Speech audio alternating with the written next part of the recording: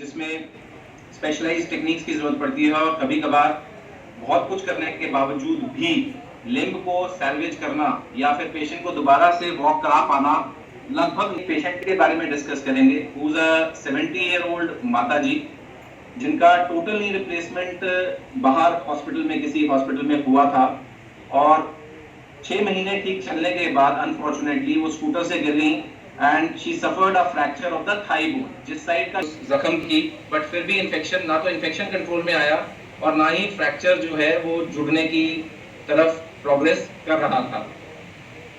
क्योंकि फ्रैक्चर नहीं जुड़ रहा था तो धीरे धीरे जो प्लेट फ्रैक्चर को जोड़ने के लिए लगाई गई थी वो भी धीरे धीरे बेंड होके टूट गई थी अल्टीमेटली। जब हमने उस पेशेंट को इनहेरिट किया तो पेशेंट प्रैक्टिकली बेडरिडन था, मल्टीपल जगहों से थाई में पस आ रही थी उनके and she was in severe pain.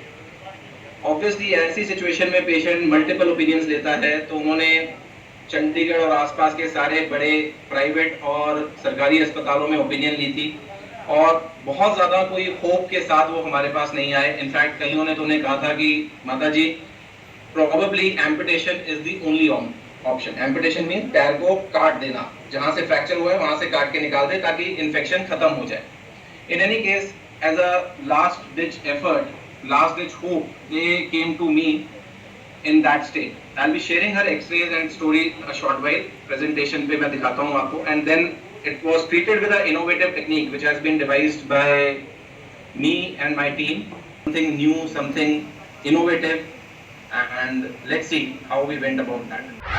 Affected non-union periprosthetic fracture of the femur around TKR. That basically means TKR हुआ है, उसके अराउंड फ्रैक्चर हुआ। पेरीप्रोस्थेटिक मींस प्रोस्थेसिस के अराउंड फ्रैक्चर, और उस फ्रैक्चर का ना जुड़ना इज नॉन यूनियन और साथ में इन्फेक्शन का होना is infected. So the technical term is infected. Situation में हमने पेशेंट को इनहेरिट किया जी। You can see total knee replacement हुआ है, एक प्लेट लगी हुई है, पर फ्रैक्चर ना जुड़ने के कारण और इन्फेक्शन के कारण ग्रेजुअली ये प्लेट बंद हो जाए।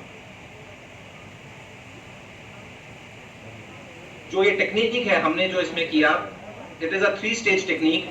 पहली स्टेज में you have to get rid of the infection, क्योंकि जब तक इन्फेक्शन से हमें निजात नहीं मिलेगा तब तक हमारा आगे प्रोग्रेस होना मुश्किल है।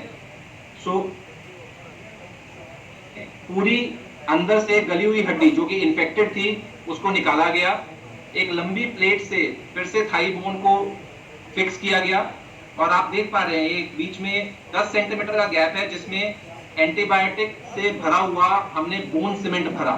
इसके 2 फायदे हैं। एक तो ये जो स्पेस है इसको भरता है ताकि पेशेंट अगले दिन से वॉकर से चल पाए, और दूसरा ये लोकल एंटीबायोटिक डिलीवर करता है ताकि कीटाणु को वहां मारा जा सके।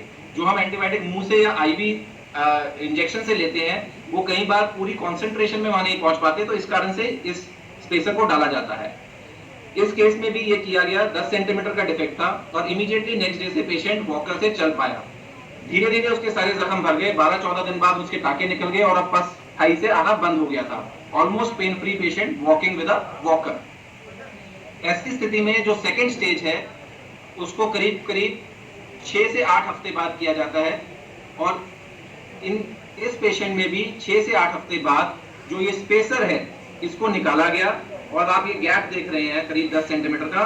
इसको भरने के लिए एक न्यू इनोवेटिव टेक्निक है जो कि हमने परफेक्ट और डेवलप की है, जिसे रेल प्लेट टेक्निक कहते हैं। इसमें प्लेट को अंदर ही रखा जाता है और आप देख पा रहे हैं कि ये ऐसे एक जंगला लगाया है हमने काले रंग का यहाँ पे, और हड्डी को एक आर्टिफिशियली ब्रेक किया गया है। इस हड्डी के टुकड़े को gradually 0.5 to 1 millimetre per day stretch किया जाता है और धीरे धीरे ये जो बोन का पीस है ये नीचे आता है, और जो ऊपर गैप क्रिएट होता है उसमें नेचर अपने आप बोन क्रिएट करती है। आप ये देख पाएंगे 3 महीने पे यू कैन सी ये बोन पीस नीचे आ रहा है। इसको हम रेल प्लेट से नीचे खींच रहे हैं और जो ये गैप है इसमें ग्रेजुअली बोन फिलअप हो रही है। 5 मंथ्स में ये लगभग 5 महीने में ये पूरा का पूरा बोन पीस नीचे आ गया और नीचे के टुकड़े से जाके टकरा गया और यहाँ पर ये ऑलरेडी बोन का क्लाउड बनना शुरू हो गया। इस स्टेज पे 3rd स्टेज सर्जरी की जाती है जिसमें ये फिक्सेटर को निकाल दिया जाता है और इस बोन को प्लेट के द्वारा दोबारा से वहां फिक्स किया जाता है ताकि वो वहीं टिका रहे और इस जगह पे जहां पर ये डॉकिंग हुई है, इसे डॉकिंग कहते हैं, यहाँ पर थोड़ा सा पेशेंट का अपना बोन निकालकर डाल दिया जाता है, something like this. If you can सी कि प्लेट फिक्स कर दी, एक रॉड एडिशनली डाल दी हमने और ये बोन ग्राफ्ट डाल दिया। पेशेंट पूरे दौरान is absolutely pain free और ये उनका recent वीडियो है। A patient who was bedridden is now able to walk independently with a stick off and on in house। कोई पस नहीं है जी, कोई उनको एंटीबायोटिक लेने की जरूरत नहीं पड़ रही है और absolutely back to her normal activities of daily living। So this is a recent video, लगभग हफ्ता 10 दिन पुराना वीडियो है ये इनका, and this technique has given a new hope to many patients like her, half year to 2 years। तो उतनी duration तक ट्रीटमेंट चलाना पेशेंट के लिए बहुत मुश्किल रहता है। इस टेक्निक के साथ हम ट्रीटमेंट का जो ड्यूरेशन है वो कम पेनफुल होता है। और तीसरा, जो हिस्टोरिकली जो ट्रीटमेंट रहे हैं वो टोटल नी रिप्लेसमेंट या टोटल हिप रिप्लेसमेंट के अराउंड के फ्रैक्चर्स को एड्रेस नहीं करते। तो इन फ्रैक्चर्स के लिए स्पेसिफिकली ये जो मोडालिटी है बहुत कामयाब और कारगर सिद्ध हो रही है। और आपने जैसे देखा कि रिहैबिलिटेशन भी बेटर है, नी की रेंज ऑफ मूवमेंट, पेशेंट की लेंथ की equality, everything you can achieve with this. So I feel that this technique can go a long way in revolutionizing the treatment of such kind of patients. Thank you.